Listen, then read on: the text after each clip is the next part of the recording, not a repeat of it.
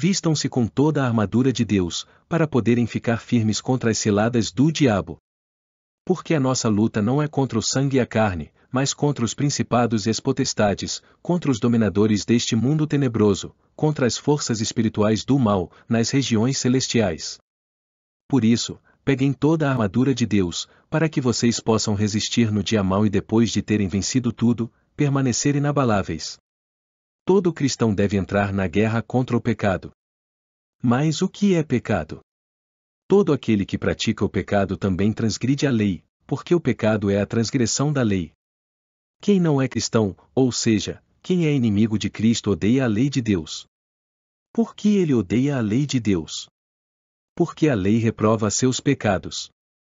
Aquele que é inimigo de Cristo deseja que todas as evidências da verdade sejam destruídas, pois são tão convincentes que não podem ser contestadas.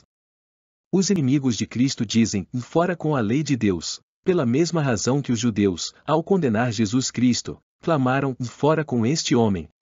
A palavra de Deus repreende o pecado, e sua lei condena o infrator. O pecado é a transgressão da lei, declara João. A lei é o detector de pecados e a própria menção dos mandamentos de Deus desperta os atributos malignos daquele que está pecando contra Deus. Uma única menção à lei de Deus é uma ferroada na consciência dos inimigos de Cristo. Uma única frase da Sagrada Escritura, que expressa a imutabilidade da lei de Deus, os deixa fora de si de raiva. As palavras: a lei do Senhor é perfeita e restaura a alma. Então não terei de que me envergonhar, quando considerar todos os teus mandamentos. Desvenda os meus olhos, para que eu contemple as maravilhas da tua lei. Fazem com que sejam levados à loucura. Eles não fazem tal oração, mas fecham os olhos do seu entendimento, para que não vejam, e sejam convencidos e convertidos, permanecendo acorrentados pelo pecado. Aqueles que odeiam a lei de Deus revelam que têm mentes carnais, que não estão sujeitos à lei de Deus, nem de fato podem estar. Isso não é por falta de provas, mas por causa da resistência obstinada de seus corações incrédulos, não por ignorância, mas porque eles colocaram seus pés no caminho da transgressão e continuam pecando mesmo conhecendo a lei. Não é evidência que eles precisam, pois eles tiveram evidência sobre evidência, e isso apenas os tornou mais desesperados, abusivos e cruéis em suas denúncias. Eles estão determinados a não desviar seus pés do caminho do pecado para o caminho da santidade, eles não correrão no caminho dos mandamentos de Deus. Eles lançaram a instrução do Senhor para trás de suas costas e manifestam os atributos do inimigo de Deus. Esta é a raiz e a base de todo o ódio terrível contra a lei de Deus e contra todo aquele que exalta a lei de Deus. Todo verdadeiro cristão tem esse ódio para enfrentar, mas se nos armarmos contra nossos agressores com o está escrito, não corremos perigo algum. Foi assim que Cristo encontrou o inimigo, e ele disse: sem mim vocês não podem fazer nada. Devemos ter a mente que estava em Jesus. Leia o que compõe a armadura do cristão.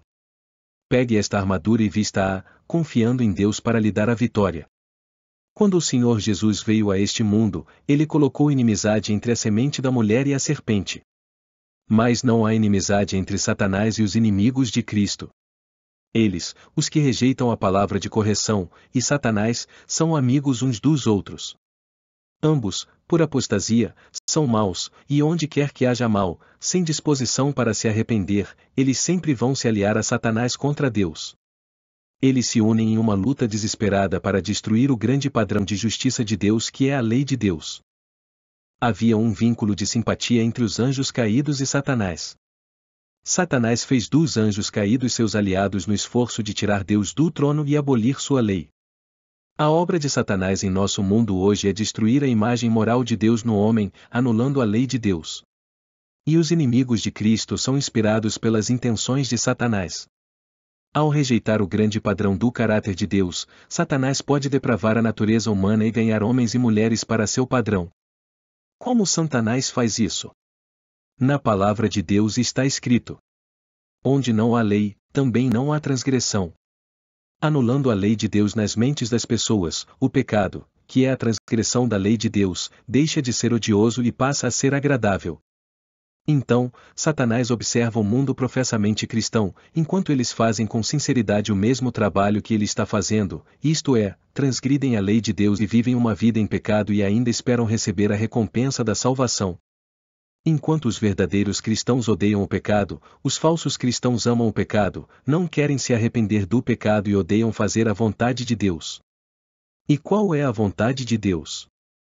A vontade de Deus é a santificação de vocês. Que cada um de vocês saiba controlar o seu próprio corpo em santificação e honra.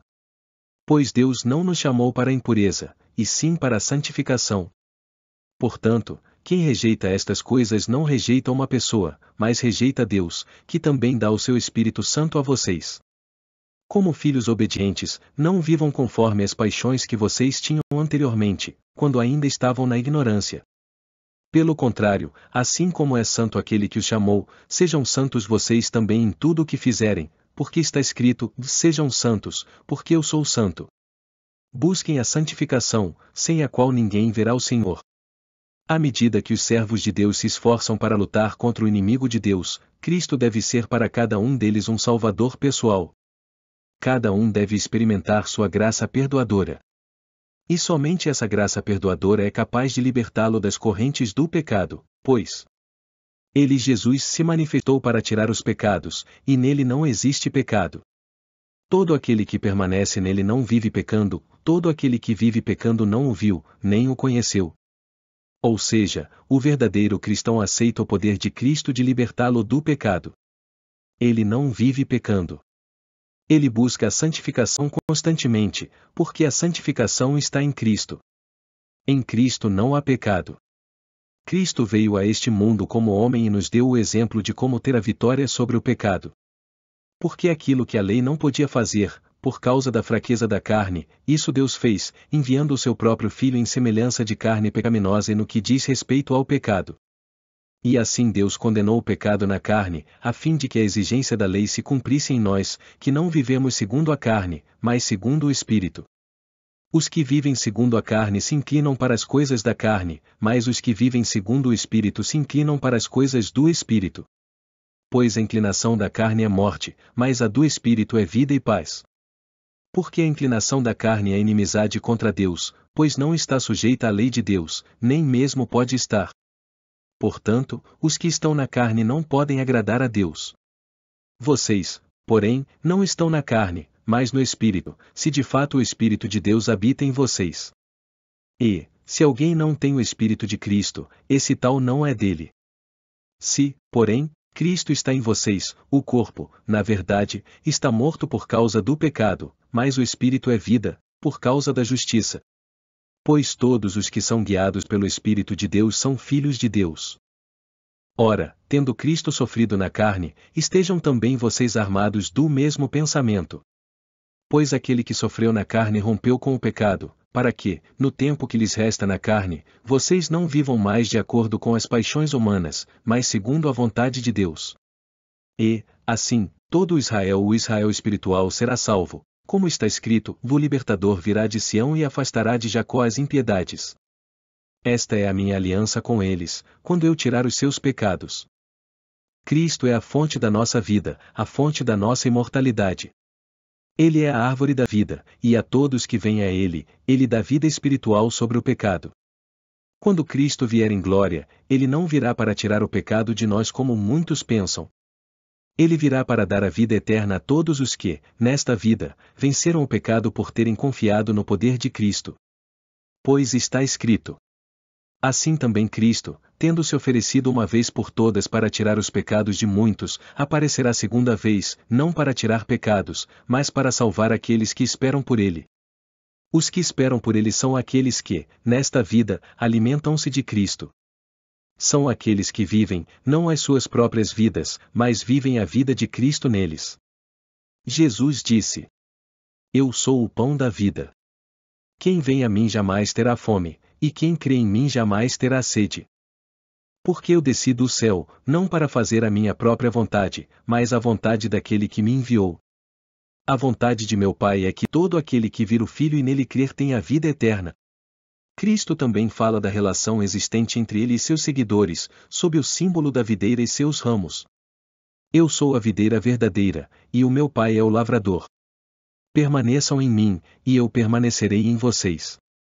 Como o ramo não pode produzir fruto de si mesmo se não permanecer na videira, assim vocês não podem dar fruto se não permanecerem em mim. Eu sou a videira, vocês são os ramos. Quem permanece em mim, e eu, nele, esse dá muito fruto, porque sem mim vocês não podem fazer nada.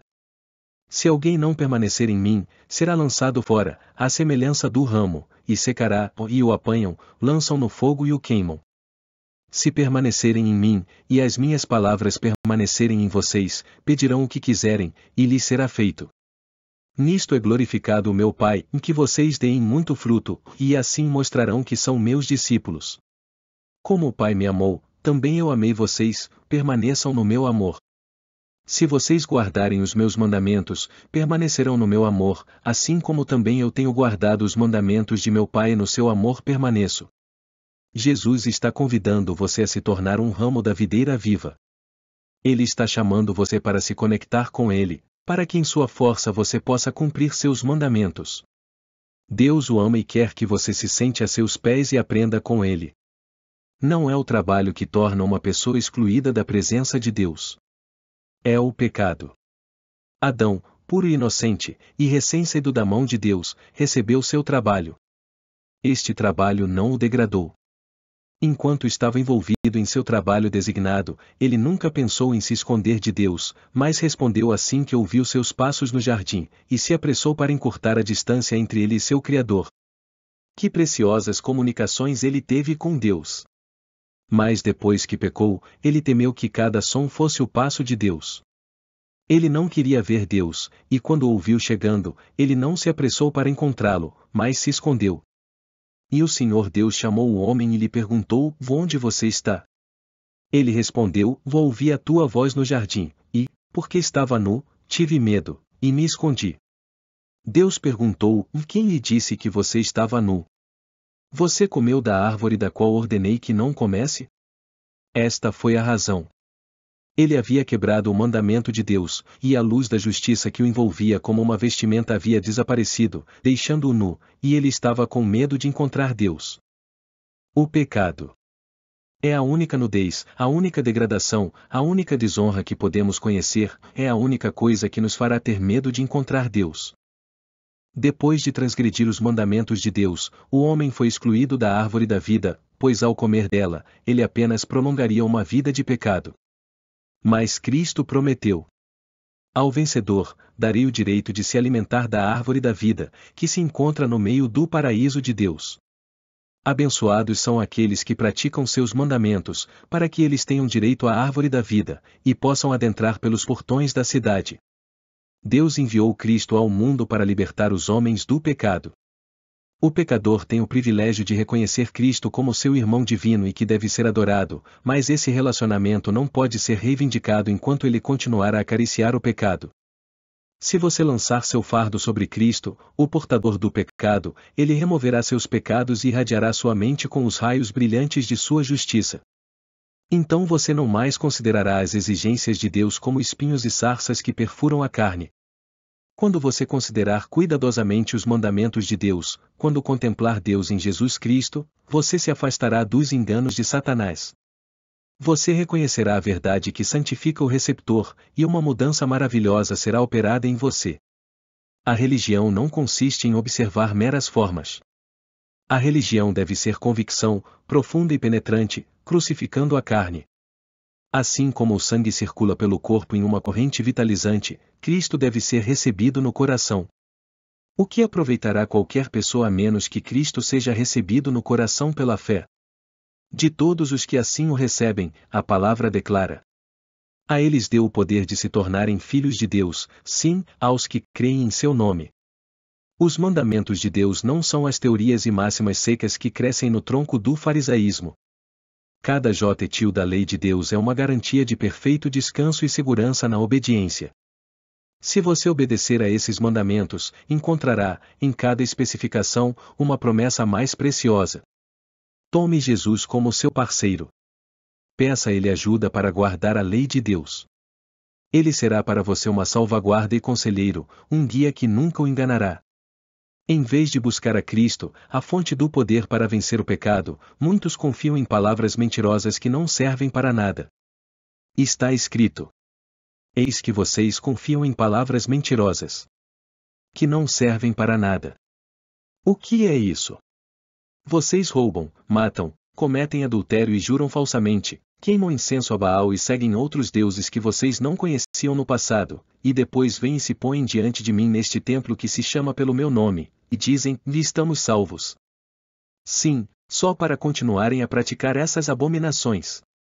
Quais eram especificamente as palavras mentirosas ou nas quais essas pessoas confiavam? Aqui estão elas: não confiem em palavras mentirosas, dizendo: templo do Senhor. Templo do Senhor. Este é o templo do Senhor.